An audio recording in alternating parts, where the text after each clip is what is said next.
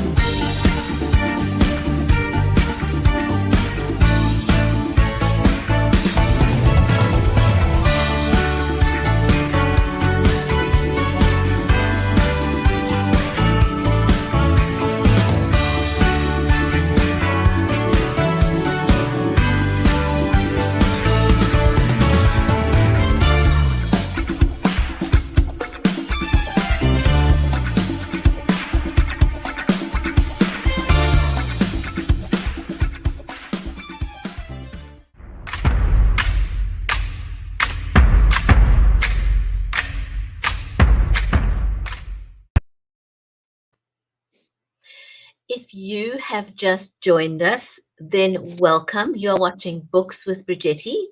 I'm your host, Bridgetti Limbanda from Cape Town in South Africa, and our stream is made possible by StreamYard and BeLive Media. A special warm welcome to you, our audience, and a special warm welcome. We've just had, I don't know if I'm pronouncing his name correctly, but it's Chris and Andre, who's just joined us on Amazon Live, as well as Tish, giving you guys a shout out. Great to see you again. If you're watching us over on Facebook, on Twitter, on YouTube, and as I said on Amazon Live, a very warm welcome. We're going to be talking to our amazing guest, Zaira Pirzada, about her poetry book, Qurbaan. But before I bring her onto the show, I'm all about helping people live up. And these days, whether you are selling a book, a product, or a service, we have to be online. And so one of the ways that you can level up is by investing in a camera that's built into your laptop to give you the best possible appearance. I personally use the Logitech Brio. It's got the trademarked right light technology, which means that no matter what your lighting conditions, it's going to adjust. It's absolutely pure magic, and I totally recommend it. And my microphone that I use is a condenser microphone. It is the Samsung C series condenser microphone. And fun fact, incidentally, Samsung was the very first company to release a USB version of the condenser microphone. But if you don't want to go that way, you don't need to have a condenser microphone.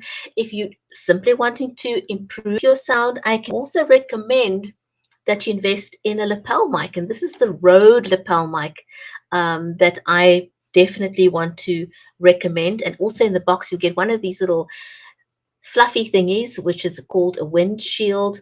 It comes in the box, and so that means if you're on the go, that's going to help you get really, really a great benefit out of using that. So do look at that if you want to level up. So again, our guest, and Tish is just reminding me it's Small Business Saturday today. So yay to small businesses out there. Our amazing guest today is Zaira Pirzada. She is a multilingual poet. She's an artist, a technologist, and an academic. And she says that her art is inspired by a wide range of professional roles, and she's appeared in international media for expertise in intelligence gathering. So let's welcome Zaira to the show, shall we?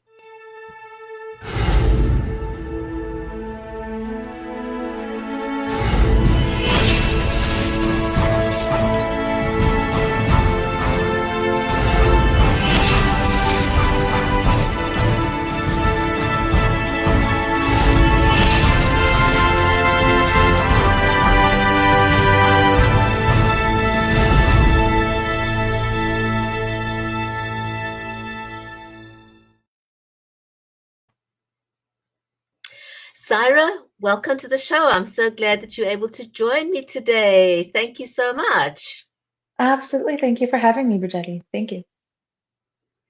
So your book is and I think, in 3.5 years, I've had so many, we've interviewed so many authors from different genres.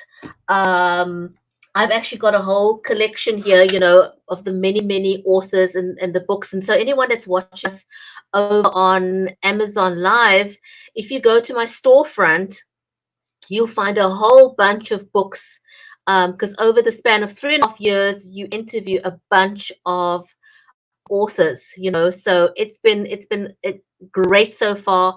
I really, really, really enjoy hearing the backstories of authors, but you are only the second poet, I think, that Oh, I'm interviewing. So I haven't had too many poets on the show. So have you, or when did you get into poetry? How did you get into poetry? Is it something that you've done from an early age? Did how did you learn to write, or was that something that came naturally?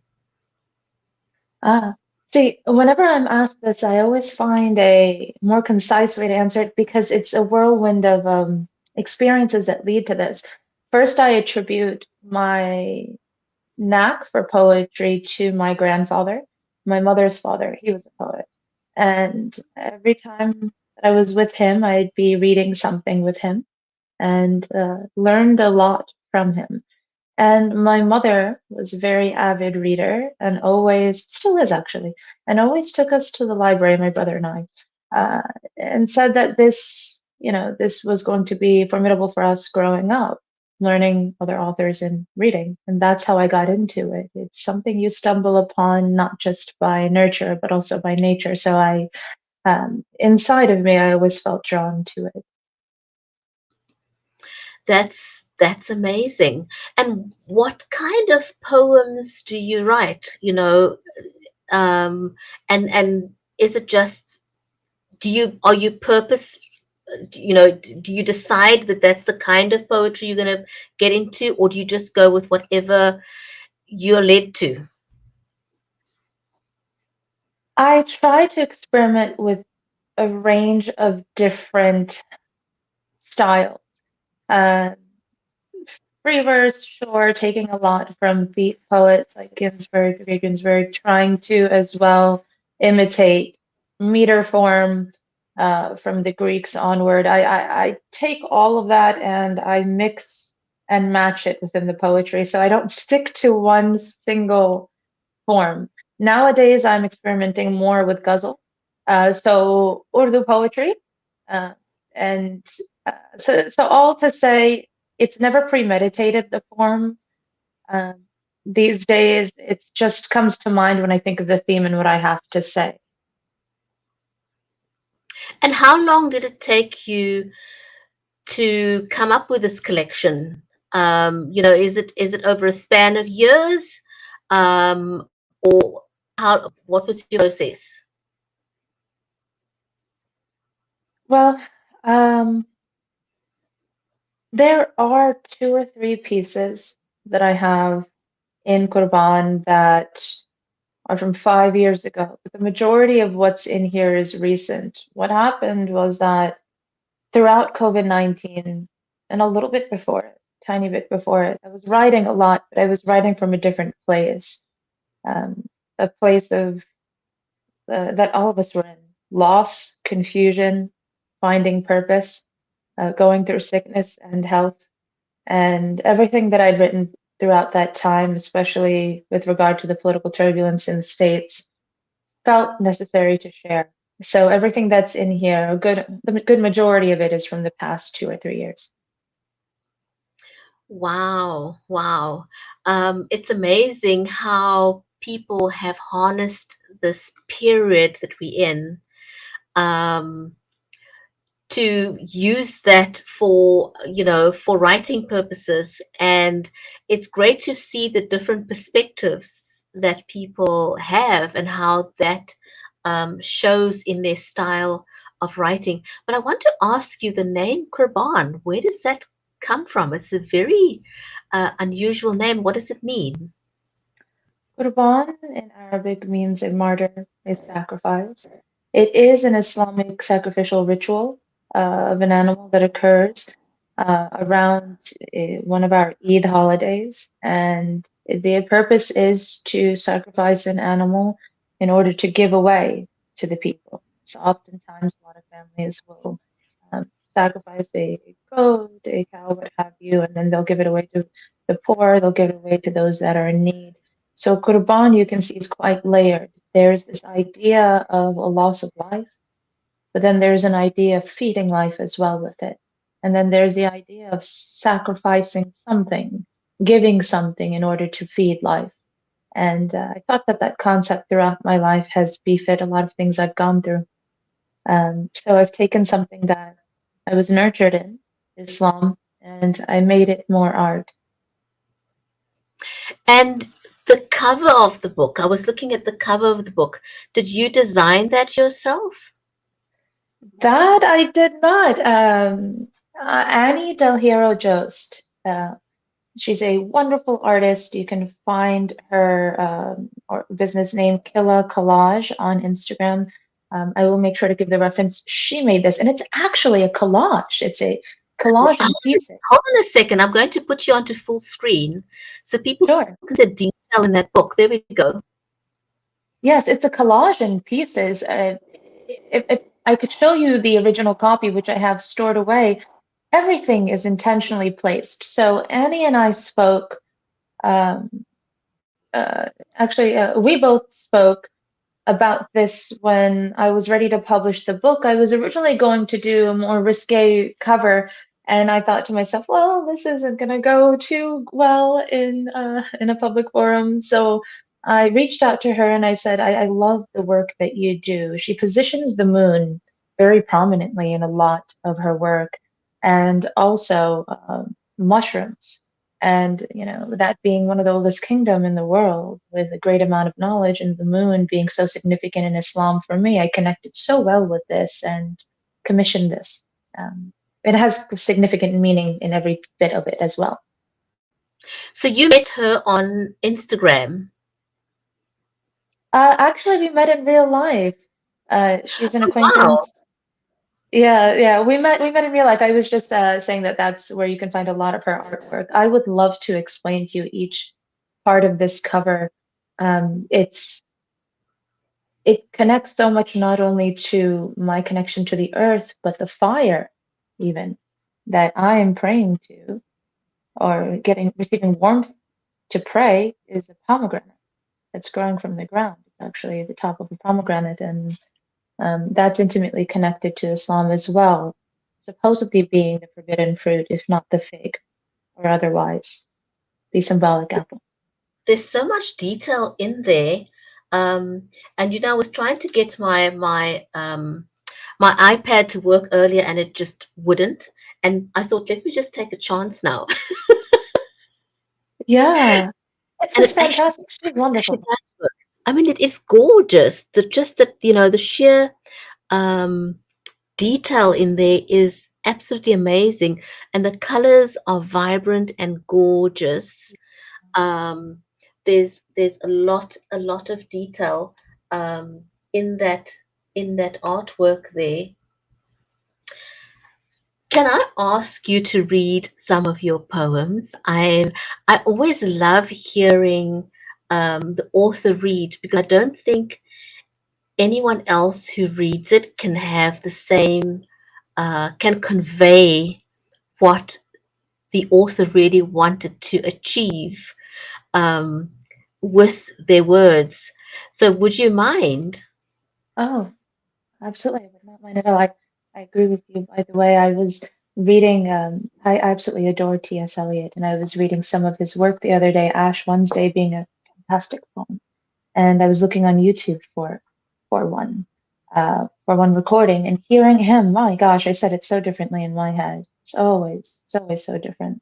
So, would you like one that's based on the political climate that we've experienced in the States for the past 3 years? Would you like something on love? Or would you like something on personal becoming? Wow, can I have one of each? Is that too much to ask? Because Yes. that sounds like a great selection. So anyone who's watching this and was thinking of buying the book, which you absolutely should, and it's in the there's it's actually in the cart if you're watching us on Amazon Live. Um, and Tish has just commented over on Amazon while you're trying to find it there. She says, I feel God is through what we do for a reason and a season, and He never takes something away from us without replacing it with something better and what will be significant in our life. So that's Tish comment on Wow, Amazon Live. Tish, that's beautiful. Fantastic, and it's so true. It's so true. Wow. All right. Well, I will read to you one that's titled Long Distance. This is a love one, and I will actually hold it a bit for you. If it were easy to part, would then angels separate soul from body? I cower under layers of myself. Or would I, like monks threaded only to their vessels, find you beyond the breathless skies, if even just to sink in your shadow? Because in darkness it burns all the same, and that is long distance. Fantastic. Thank you so much. Absolutely. And this one is titled When I'm Home. To give you a bit of background,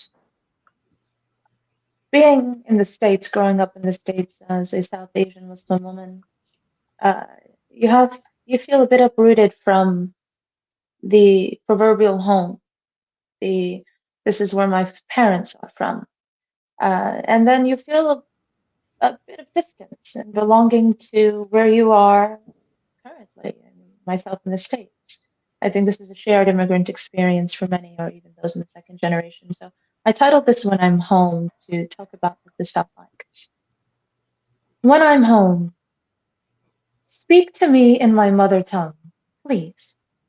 I am your child too. Just disowned by the oceans that separate us, I am only an orphan of foreign lands. Their history writes me into the backdrop, a whim for their Asiatic fetish, a gesture in their money coins. My history is dead at the ends, uprooted from you.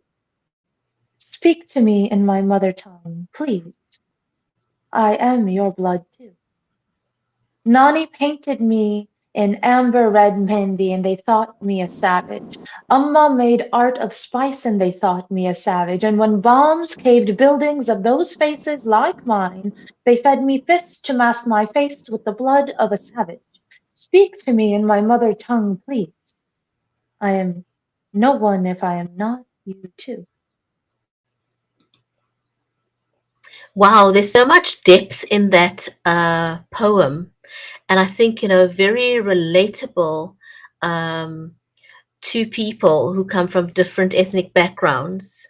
Mm, Everyone seeks validation and just zoning in on the importance of your mother tongue and your language. I'm in Cape Town in South Africa, and we have 11 official languages.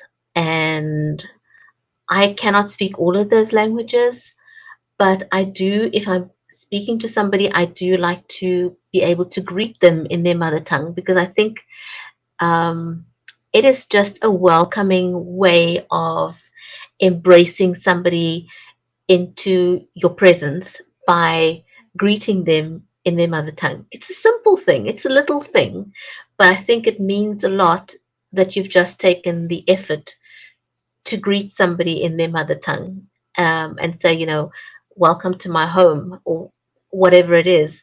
Um, so I think that is a very, very great poem. Thank you. It is the crux of connection for many to their identity. When we Mm, don't understand the language of our ancestors, whatever they be, and that's carried through, we often feel somewhat separated from it. We can eat the food, we can enjoy the culture, but if we can't communicate from the heart, it's often difficult. So I'm pleading to stay connected. absolutely. And, one cannot underestimate the power of language. um it's how we communicate, it's how we convey messages to one another. um it really is a powerful medium, because without that, it's very difficult to get things across to anyone. So well done on that. Well done on that poem. What is the next one you're going to read? Let it be heard. I have not read this yet for people, and it's a very intimate one for me. So I will read it, and through the context, you may find some of the things that have happened in the States as of recent.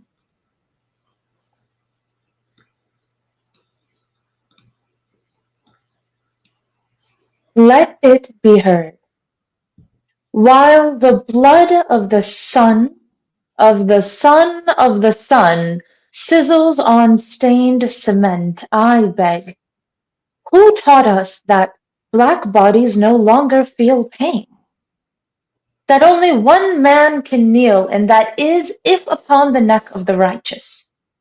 That we must fear the very people our state starves, that our silence is worth more than their children. He echoes from the dark house, a stout, faceless thing to the mind, a putrid pontification of the colonial masses, leader of them all, those hateful creatures. It is him. It is them always. But in this moment, it is him. Let it be televised. We will breathe together. We will feel together. We will fight, and though they burn us, we will rise, ashes to nurture a new soil on this holy land of ours, the diverse together.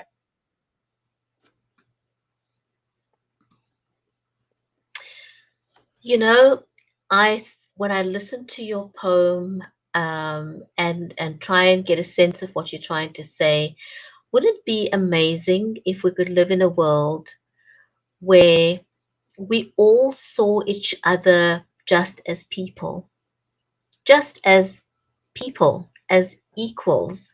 I get the sense of that poem and the heaviness of the poem, having grown up in South Africa myself during the apartheid era, um, witnessing firsthand how hard life has been for people of color. Um, and unless you've actually experienced it, I think it's really hard to explain it. And, unless you've actually experienced hardship because of your skin color, um, it's difficult for people to understand how that makes you feel. And for me, it was wonderful that I was able to raise my son in a time when color was not an issue, when you were not judged by the color of your skin. I think to some level, um, it's not possible for us to reach perfection right now. We're all imperfect. We are going to say things that offend each other from time to time. And it doesn't make things that people say or do that are hurtful right. Um, we all have a history that got us to the point where we are, and that causes us to feel the way that we feel about things. But wouldn't it be wonderful if we could live in a society where we didn't have to feel those things, where we didn't have to feel inferior or have to justify ourselves um, to anyone, where we just looked at each other and didn't have any preconceived ideas? Wouldn't that just be wonderful? It would. It would. I've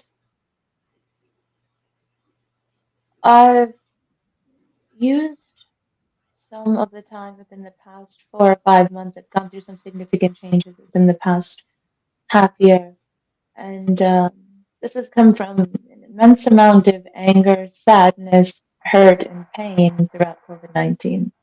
And so I'm in this more reflective state as of recent, especially now that the world is starting to pick up, and I'm finding that I need to adjust by reflecting.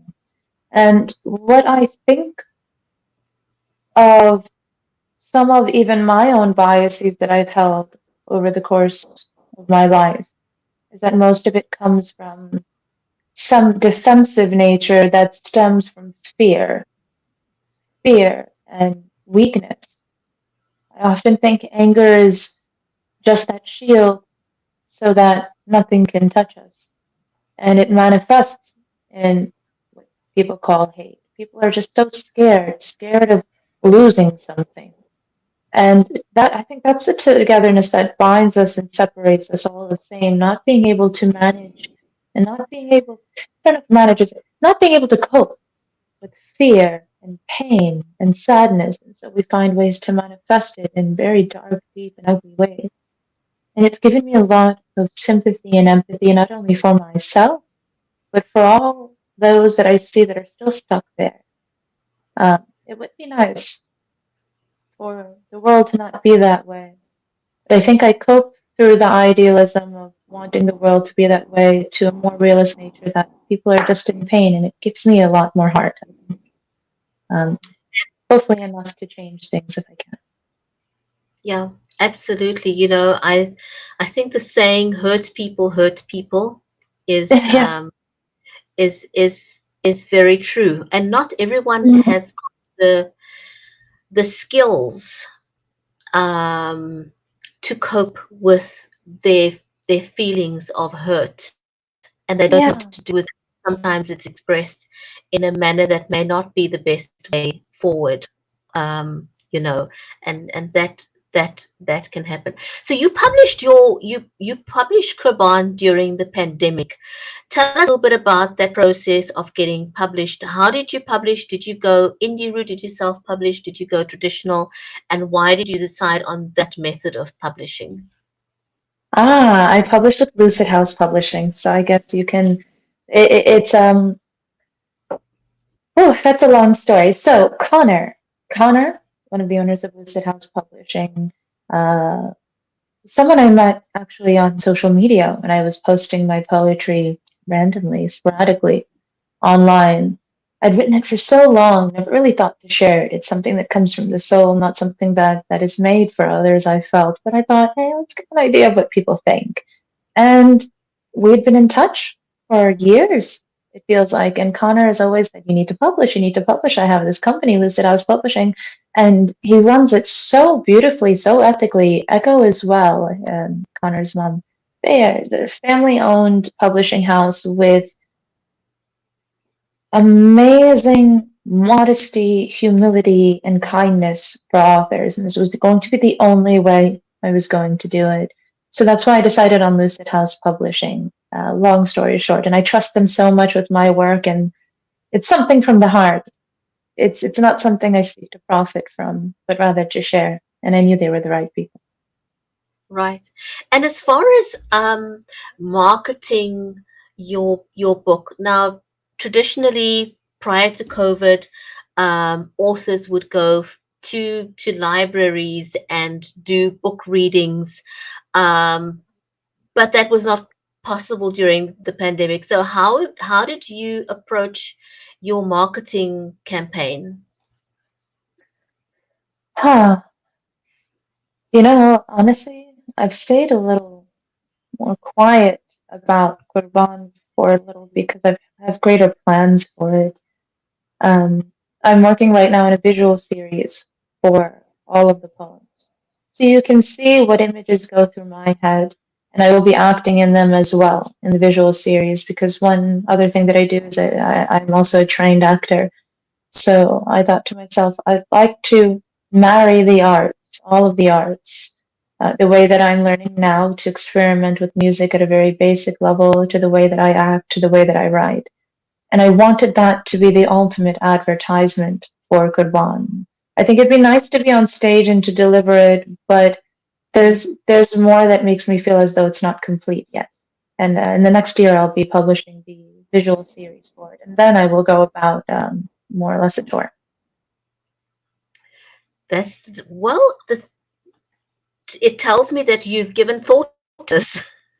That you have a plan for Qurbaan moving forward, which is amazing. And Yeah.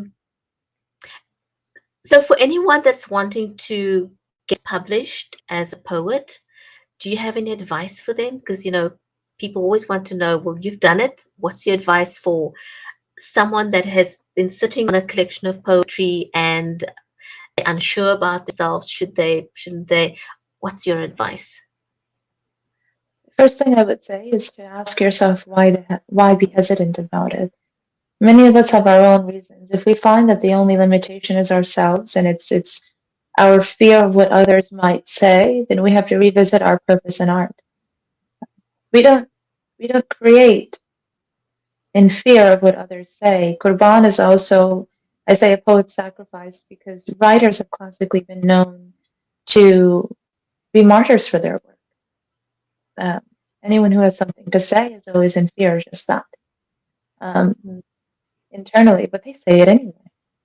So what I would say is first confront yourself. Why do you have that internal conflict? Now, if we move past that internal conflict and it's really just finding the place to publish, hey, reach out to Lucid House Publishing. Reach out to Lucid House Publishing. There are plenty of publishing houses as well. If you seek to publish with the notorious publisher, also revisit why you write and what you do.